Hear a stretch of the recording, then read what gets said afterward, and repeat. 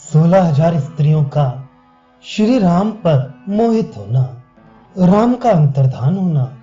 श्री रामदास जी कहते हैं, गंडकी नदी के किनारे श्री राम ने 16,000 स्त्रियों को देखा।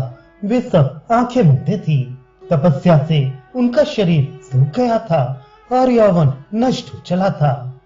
इसके अनंतर राम ने अपने हाथ के स्पर्श से उन सबको यौवन पर पूर्ण कर दिया, तो वे भी पहले वाली 4 स्त्रियों के समान अपना वृतांत बता गईं।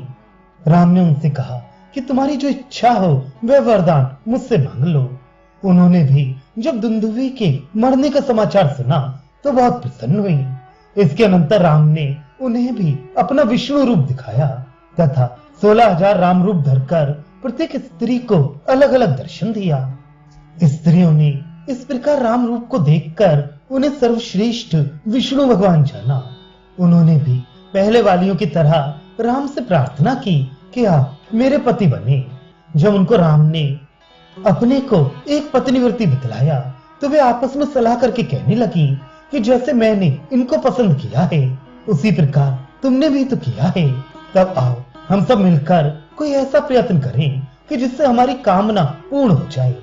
इस प्रकार जब राम ने उनकी सलाह सुनी तो अपने हृदय में विचार करने लगे कि एक पत्नी व्रत में इससे देख पर रही ये स्त्रियां वरवश मेरे साथ संभोग करना चाहती हैं।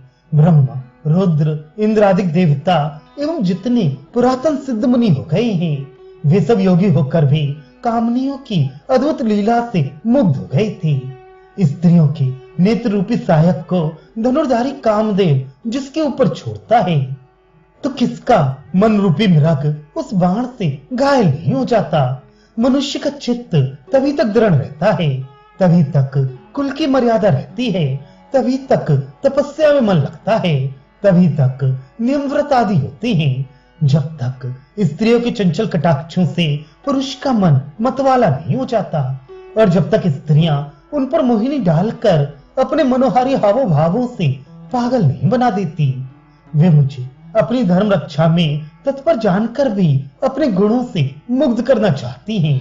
मांस, रक्त और मलमूत्र से परिपूर्ण स्त्रियों की अपवित्र देह पर कामी पुरुष सौंदर्य की कल्पना करके आनंद लूटते हैं। मेरी समझ में तो वे लोग पूरे बावली हैं, क्योंकि विमल बुद्धि वाले लोगों का कहना तो ये है कि स्त्रियों का संसर्ग बड़ा ही दारुण परिणामकारी होता है। अच्छा, जब तक ये मेरे समीप नहीं आ जाती, इसी बीच मैं यदि चल दूं तो अच्छा हो, मेरा व्रत निर्मल रह जाए। इसके सिवाय और कोई उपाय भी तो नहीं दिखता। अच्छा, ये भी देख लूं कि मेरे साथ क्या करती हैं। ये निश्चय करके रामचंद्र जी चुपचाप बैठ गए। उस समय उन सब स्त्रियों ने एक स्वर से कहा कि हम लोगों ने आपको अपना पति मान लिया है, अब आप किसी प्रकार का विचार मत कीजिए। हे राम, क्या आपने एक पत्नी व्रत पालन किया है? ये यदि सत्य है तो अब उससे प्राप्त फल का उपभोग कीजिए।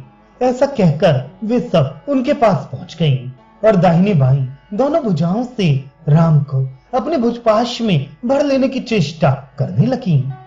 ऐसी अवस्था में राम ने उनसे कहा कि आप सब जो कर रही हैं, जो कह रही हैं, वह ठीक ही है, किंतु हमारे जैसे व्रती मनुष्य के लिए ये उचित नहीं है।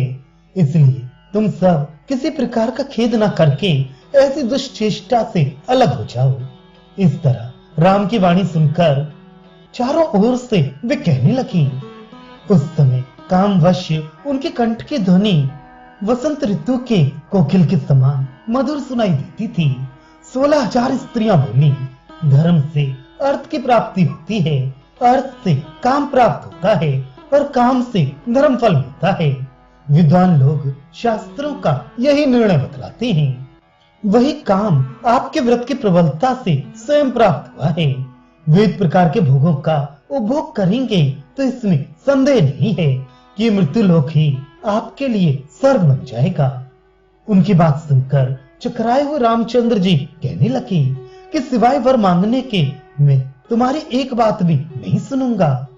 राम के ऐसा कहने पर उन स्त्रियों ने कहा, हे राघव, आप कह क्या रहे हैं? दिव्य औषधि ब्रह्म को जानने से संबंध रखने वाली बातें, रसायन, सिद्धि के खजाने, निधियां, अच्छी कलाएं, अच्छी स्त्री और अन्न जल पाकर सज्जन जन कभी नहीं छोड़ते। जो कोई काम दैवात सिद्ध हो सकता है तो नितिज्ञ जन उसकी कभी उपेक्षा नहीं करते। फिर उसकी उपेक्षा करने से कोई लाभ नहीं हो तो उसकी उपेक्षा ही क्यों की जाए। व्यर्थ का आडंबर बढ़ाने की क्या आवश्यकता है। गाढ़े प्रेम युक्त अच्छे कुल में उत्पन्न, जिनका चित्त स्नेह से आर्द्र हो गया हो, जो अच्छी अच्छी बातें करती हों, जो वर के पास स्वयं आ पहुंची हो, जिनका सुंदर स्वरूप हो और जिनका यौवन भी पूरी तरह उभर आया हो, ऐसी स्त्रियों को जो लोग पाते हैं वे धन्य हैं। साधारण श्रेणी के लोग ऐसी स्त्रियों को नहीं पाते। कहां हम जैसी सुंदरी स्त्रियां और कहां आपका एक पत्नी व्रत। इस कारण हम फिर भी कहते हैं कि आप हमारा निरादर ना कीजिए। बिना आपके साथ गंधर्व विवाह किए हम लोग जी नहीं सकेंगे।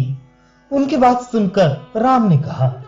श्री राम बोले, हे मृग के समान नेत्रों वाली स्त्रियों, तुम कैसे ये कह रही हो कि काम को प्राप्त देखकर धर्म का परित्याग कर दो। धर्म, अर्थ, काम और मोक्ष ये चार पदार्थ हैं। यदि एक के बाद एक का अच्छी तरह साधन किया जाता है तो वह सफल होता है, अन्यथा निष्फल हो जाता है अथवा विपरीत फल ही सामने आता है। अतः जो मैंने अपने एक पत्नी व्रत का कारण बतलाया है उसका परित्याग नहीं कर सकता। इस प्रकार राम का आशय जानकर वे आपस में एक दूसरे का मुंह निहारने लगी। तदनंतर हाथ छोड़कर स्त्रियों ने राम के पैर पकड़ लिए, किंतु कुछ स्त्रियों ने हाथ भी पकड़े रखा। इस तरह उन लोगों से अपने को घिरा हुआ देखकर राम वहीं ही अंतर्धान हो गए। फिर भी ये क्या करती हैं, ये देखने के लिए राम गुप्त रूप से वहां खड़े खड़े देख रहे थे।